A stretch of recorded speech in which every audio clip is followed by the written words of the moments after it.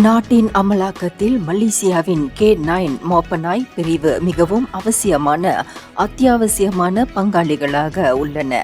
போதைப்பொருள் கண்டுபிடிப்பு, சந்தேக பேர்வழிகளை தேடி பிடிப்பது ஆகிய பணிகளில் தங்களை கையாளும் மனிதர்களோடு இணைந்து ஓய்வு ஒளிச்சல் இன்றி பணியாற்றுகின்றன. தன்னுடைய குழுவினரை பாதுகாக்கும் மிகப்பெரிய பொறுப்பையும் அவை ஏற்றிருக்கின்றன.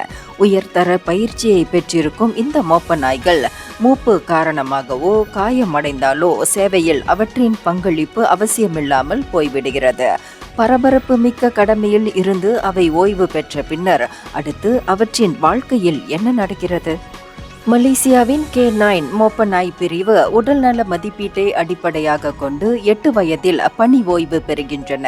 அதன் பின்னர் அவற்றுக்கு தீவிரமான மருத்துவ பராமரிப்பு, கவனிப்பு, மனிதாபிமான சிகிச்சைகளுக்கு முன்னுரிமை தரப்படுகிறது.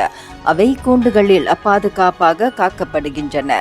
சட்டத்தின் அமலாக்கத்தில் போற்றத்தக்க கூடிய உறுப்பினர்களாக இருந்த அவற்றுக்கு 24 மணி நேரமும் பரிவும் அக்கறையும் காட்டப்படுகிறது.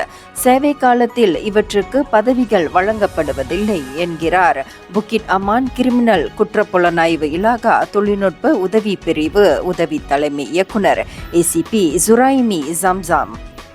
தெரு நாய்களாக இருக்கட்டும் அல்லது அமலாக்க பிரிவுகளில் இருக்கட்டும், அவற்றை காயப்படுத்தாதீர், அவற்றின் மீது அன்பை கொடுங்கள், பரிவோடு இருங்கள் என்று ஜுரைமி கேட்டுக்கொண்டார்.